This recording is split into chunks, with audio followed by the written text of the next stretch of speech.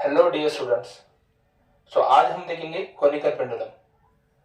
Conical pendulum ये 16th century में Robert Hooke sir ने डिजाइन की थी ताकि वो स्टडी कर सके orbital motion of planets. Conical pendulum और सिंपल पेंडुलम स्ट्रक्चर एक जैसा है, पर सिंपल पेंडुलम में ऑसिलेशन होता है, बैक एंड फोर्थ मोशन, और कोनिकल पेंडुलम में बॉब का सर्कुलर मोशन होता है। I will describe with the help of diagram. जैसे आप सबको पता है, पेंडुलम में रिजिड सपोर्ट रहता है,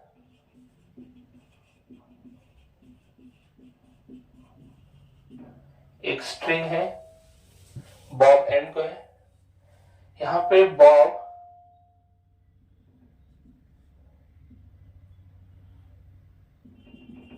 सर्कुलर मोशन परफॉर्म कर रहा है। कौन सा मोशन? Circular motion. और स्ट्रिंग, अगर आप देखो, स्ट्रिंग कोन डिस्क्राइब कर रहा है। Okay, what is conical pendulum? It is a pendulum in which Bob describe horizontal circle. It is a pendulum where in which Bob describe horizontal circle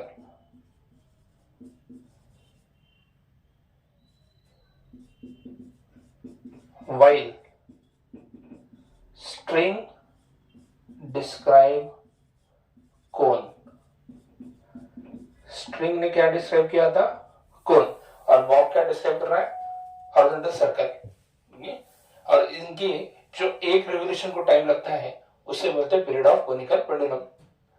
time required by bob to complete one revolution is nothing but period of conical pendulum. So what is period of conical pendulum?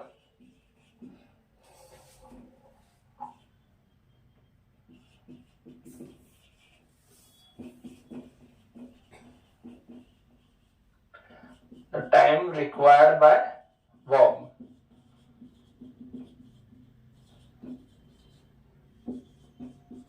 to complete one revolution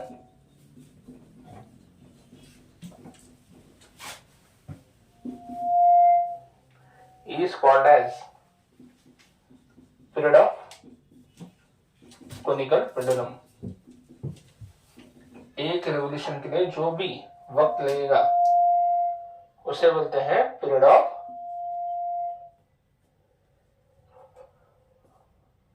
conical pendulum. Okay, आपल्या मराठी बांधवांसाठी पण मी repeat करतो. Conical pendulum मध्ये काय असतो? एक Bob असतो. Okay, त्यात सगळं मास कॉन्सन्ट्रेटेड आहे. तो हॉरिझॉन्टल सर्कल तयार करतोय आणि स्ट्रिंग काय तयार करणार आहे? कोन. जसं स्ट्रक्चर आहे तसं त्याचं डेफिनेशन आहे. आता हा जो बॉब आहे, एक चक्कर मारला जेवढा वेळ घेतो त्या वेळेलाच काय म्हणलंय? Period of conical pendulum. ये बॉब एक चक्कर लगाने के लिए जो वक्त लगाता है उस वक्त को हमने क्या बोला है? Period of conical pendulum. और हम आज period of conical pendulum find करने के लिए जो एक्सप्रेशन है वही डिराइव करणार आहे. आज आपण डिराइव करणार आहे एक्सप्रेशन कुणासाठी? Period of conical pendulum. चला तर बघू आपण. इथं आपली जी नेहमी पद्धत आहे की डायग्राम नुसार कन्सिडर लिहायचं, मग कुठले फोर्स ऍक्ट होणार त्यानुसार काही क्वांटिटी मिळती जी पिरियडला फाइंड करण्यासाठी सपोर्ट करेल. ओके, तर पहिला हम डायग्राम स्टडी करू. First will see what are the important terms in conical pendulum. First one, bob. Okay, पहले हम देखेंगे bob. So m be the mass of bob, that is important. फिर string, l is the length of string. ठीक है, फिर h, this is length, this is h.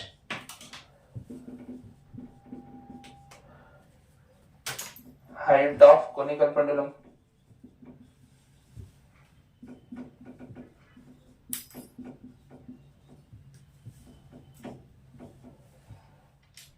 अगर मैं यहाँ वर्टिकल एक्सिस ड्रॉ करूं तो ये जो डिस्टेंस है ये क्या होगा, radius, radius of circular path forward bye Bob. और सबसे इंपॉर्टेंट चीज है यहाँ पे theta. What is theta? Semi vertical angle of cone.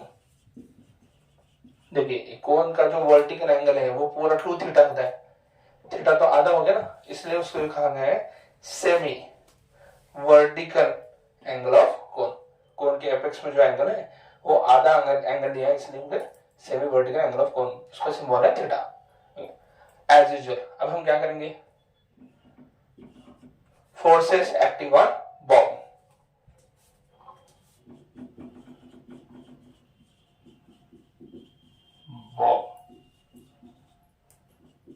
First force जैसा आप सबको मालूम है वो हम सबका फेवरेट क्या है, ग्रेविटेशनल फोर्स mg।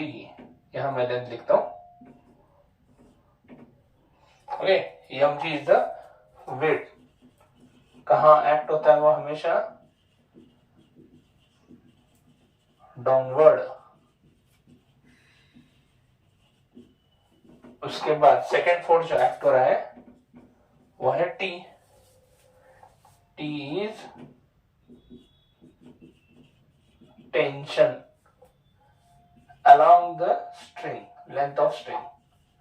ये टेंशन कैसा है, along the length of string। अब यहां पे जो टेंशन है वो टेंशन स्ट्रिंग के साथ जा रहा है, ओके, ना हॉरिजॉन्टल है ना वर्टिकल है। What will get, components. T tension resolve in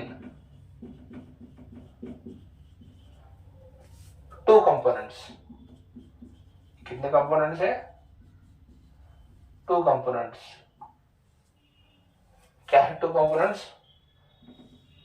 ये वाला एंगल, ये भी थीटा रहेगा ना, अल्टरनेट एंगल। तो जहां थीटा है वहां पे कॉस थीटा, जहां थीटा नहीं वहां पे साइन थीटा, सही है। टी कॉस थीटा कहा है, वर्टिकली अपवर्ड,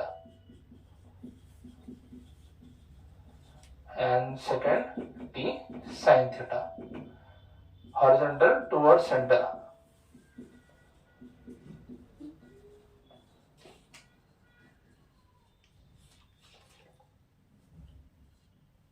एज यूजुअल कौन सी कंडीशन, अगर आपने प्रीवियस वीडियो देखे होंगे तो आपको समझ में आएगा जो फ्लो है हमारे सॉल्विंग का सब तरफ एक ही है सर्कुलर मोशन में। डायग्राम, उसके ऊपर से consideration, force acting on main things, means कभी व्हीकल रहता है कभी बॉम्ब रहता है, उसके बाद सब फोर्स मिलने के बाद इक्विलिब्रियम कंडीशन, ओके। ये मेथड याद रखो, तो बाहर करने की जरूरत नहीं है, रट्टा मारने की जरूरत नहीं है। यहाँ पे टी कॉस थीटा किसको बैलेंस करेगा, mg, this is equation number 1। T sine theta किसका काम कर रहा है, as usual centimetre force, equation second. आपको मालूम है डिवाइडिंग क्या करते हैं हम, सेकंड बाय फर्स्ट, सही है। Now T T get cancel, sine theta second है ना, sine theta upon cos theta क्या आएगा, tan थीटा। ये समझ में आ रहा है, सेकंड में साइन थीटा था उसको डिवाइड कर रहे हैं कॉस थीटा से, sine theta upon cos theta tan theta. और जब भी सेकंड डिवाइड फर्स्ट है तो सेकंड एज इट इज लिखना है, mv स्क्वायर अपॉन r और divide by mg, mm cancel, so rg tan theta equal to v square. समझ में आ रहा है। और ये हम क्या फाइंड कर रहे थे, पीरियड ऑफ, तो यहां लिखता हूं period of conical pendulum, as you all know, okay. अब यहां क्या करेंगे, स्क्वायर रूट,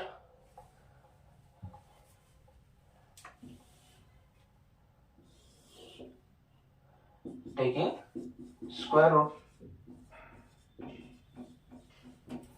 क्या होगा, आर जी tan थीटा और स्क्वायर रूट में रखने के बाद क्या मिलता है, v। v is the speed of bob. और हॉरिजॉन्टल सर्कल में स्पीड चेंज होती नहीं है, स्पीड क्या रहेगी, कांस्टेंट। अगर स्पीड कांस्टेंट है तब हम स्पीड का फॉर्मूला यूज कर सकते हैं। ये हमेशा याद रखो, स्पीड का फॉर्मूला कब यूज कर सकते हैं, जब स्पीड क्या रहता है, कांस्टेंट। और अब स्कूल लाइफ में आपने पढ़ा होगा, speed is distance upon time. Okay, तो एक रिवोल्यूशन के लिए कितना डिस्टेंस लगेगा, 2 पाई आर सर्कमफरेंस। एक रिवोल्यूशन के लिए 2 पाई आर, और जो वक्त लगेगा उसी को हम क्या बोलते हैं, period of conical pendulum. So here under root R G tan theta equal to क्या आएगा, 2 पाई आर। अब मैं टाइम पीरियड के लिए T1 यूज कर रहा हूँ, क्योंकि टेंशन के ऑलरेडी हमने T यूज कर दिया है। टाइम पीरियड के लिए T1 यूज कर रहा हूँ, कुछ टेक्स्ट बुक में T होता है। Okay,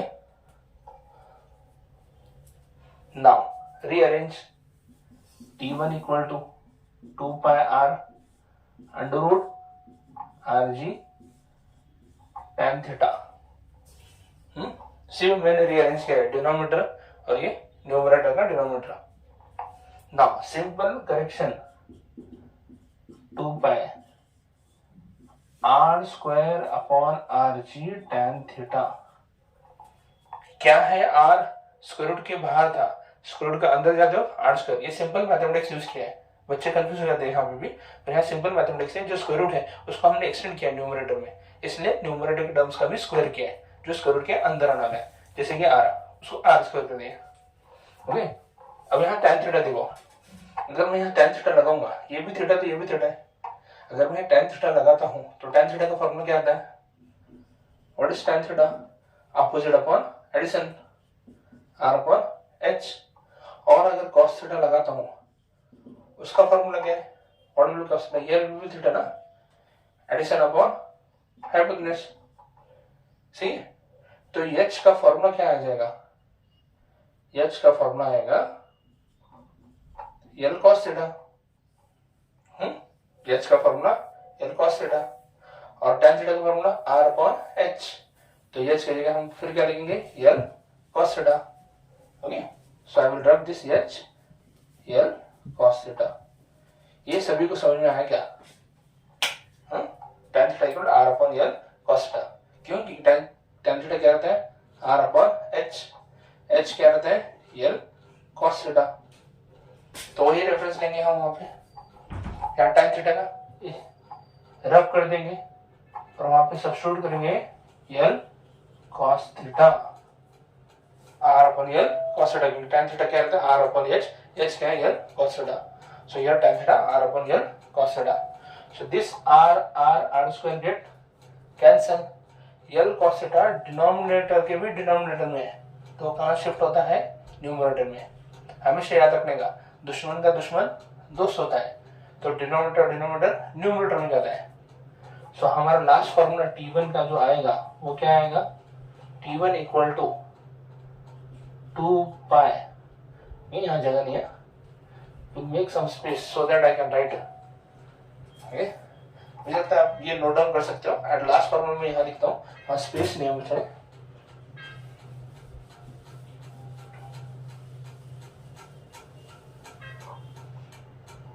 T1 equal to 2 pi under root L cos theta. सही है,